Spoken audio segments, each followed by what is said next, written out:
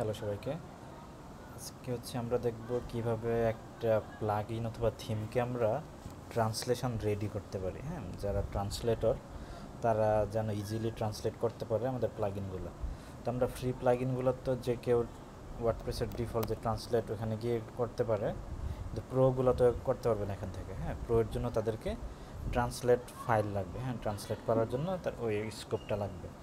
আচ্ছা, আমরা শুরুতেই চ্যানেলটাকে সাবস্ক্রাইব করে রাখবো সবাই।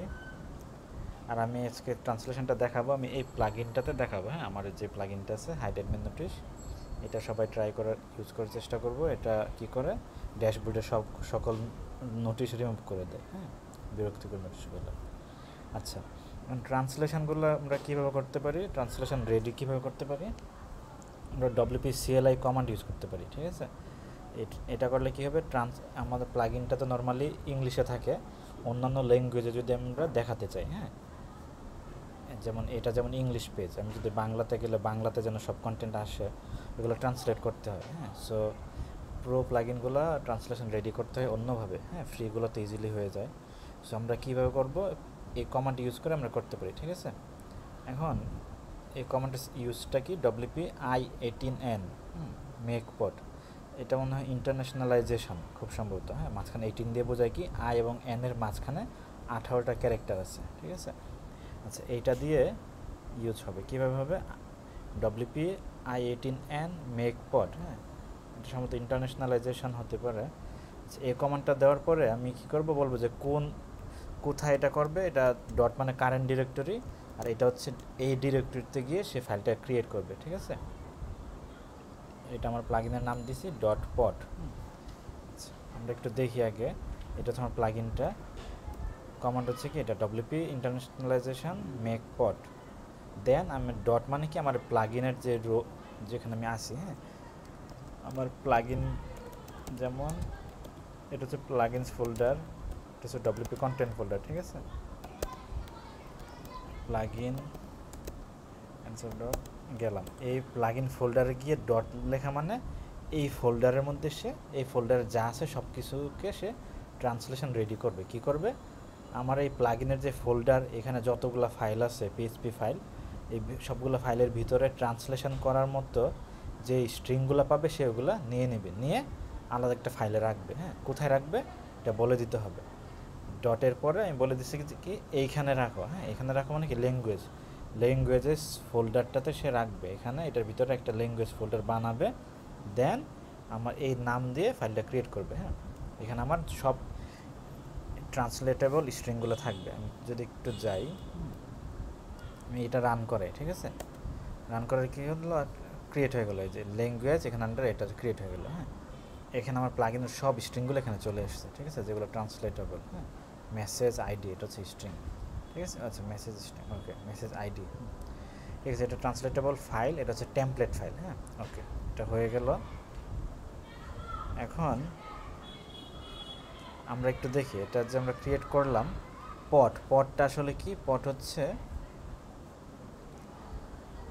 হচ্ছে পোর্টেবল অবজেক্ট টেমপ্লেট। হ্যাঁ, এটা হচ্ছে টেমপ্লেট, এটা কিন্তু মেইন ফাইল না। এটা আমরা একটা টেমপ্লেট দিয়ে দিছি যারা ট্রান্সলেশন করবে তাদের জন্য। হ্যাঁ, তারা কীভাবে করবে, তারা এই ট্রান্সলেশন ফাইলটা কপি করে আরেকটা ফাইল বানায় তারা ওই ফাইলের নামটা কি দিবে, ফাইলের নামটা দিবে পট, দিবে না, দিবে হচ্ছে PU, টি থাকবে না, টি হচ্ছে কি টেমপ্লেট। হ্যাঁ, PU, এইভাবে তারা ফাইল ক্রিয়েট করবে। হ্যাঁ, সো ফাইলের নামটা হবে হচ্ছে এই যে আমার প্লাগইনের নাম যেটা দিচ্ছি, ইংলিশে যেটা থাকে ওইটাই, সাথে ড্যাশ দিয়ে এখানে লোকালের স্ট্রিংটা হবে। হ্যাঁ, বাংলার জন্য কী হবে, bn_bd.mo।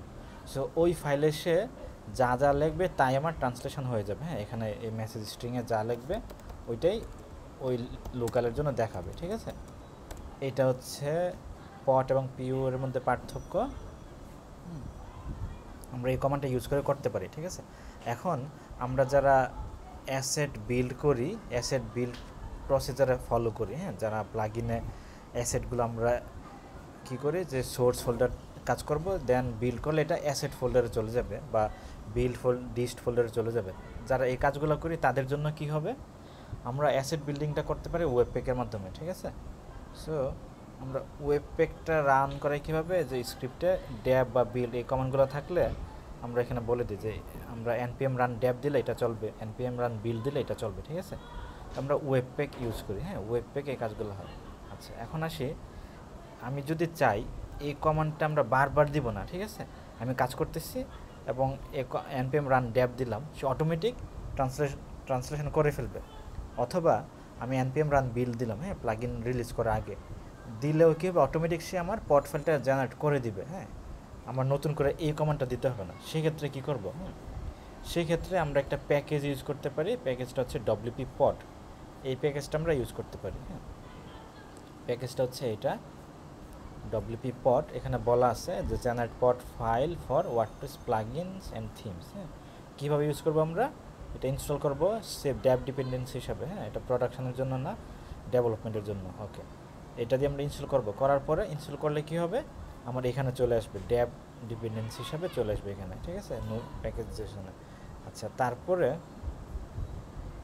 এখানে কি আমরা কোডটা জাস্ট রান করতে হবে, হ্যাঁ, আমরা যদি পিএইচপি ফাইলের সব স্ট্রিংগুলো নিতে চাই, ঠিক আছে, পট ফাইলে কী হবে, এটা আমার রিকোয়ার করতে হবে। তাইলে আমরা যদি আমরা ওয়েব পেক ইউজ করি তখন কি করব, ওয়েব পেকের শুরুতে আমরা এই পটটা ডব্লিউ পট রিকোয়ার করে দিব, দেন বাকি যে কোডটা আছে, এই যে এই পট ক্রিয়েট করার যে কোড, এটা আমরা এই যে মডিউল এক্সপোর্টের ভিতরে দিয়ে দিতে পারি, ঠিক আছে, এটা দিয়ে দিতে পারি। কী করবো, আমরা ডেস্টিনেশন ফাইল বলবো কোথায় এটা ক্রিয়েট হবে ফাইল, আমার স্ল্যাগটা বলে দিব, প্লাগইন স্ল্যাগ, আর একটা নাম দিব, এতটুকুই, হ্যাঁ। আর এটা কোন ফোল্ডার নেবে, এই সোর্স ফোল্ডারের আন্ডারে যা পিএইচপি ফাইল আছে সবগুলো সে ট্রান্সলেট করে দিবে। আমাদের এমন একটা ফোল্ডার থাকলে সেখানে আমরা বলে দিতে পারি যে সোর্সের ভিতর যা আছে সবগুলো তুমি ট্রান্সলেট করো, হ্যাঁ, ট্রান্সলেশন স্ট্রিংগুলো বের করে নিয়ে আসো, ঠিক আছে। তো এইটা আরেকটা ওয়ে, হ্যাঁ, আমরা এটা হচ্ছে অ্যাসেট বিল্ড যদি আমরা ইউজ করি তখন আমরা এটা ইউজ করতে পারি।